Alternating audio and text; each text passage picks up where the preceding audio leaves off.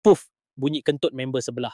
Pernah terfikir tak apa akan jadi secara saintifik kalau kau kentut depan member dari segi kimia, biologi dan yang paling penting dari segi emosi.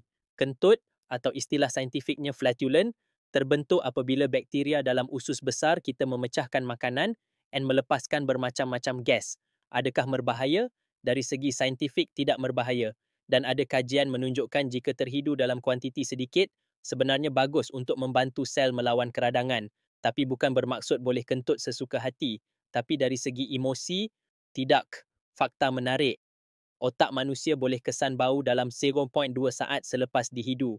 Kesan psikologi dan biologi kentut boleh mencetuskan chain reaction, iaitu otak akan automatik aktifkan sistem kecemasan.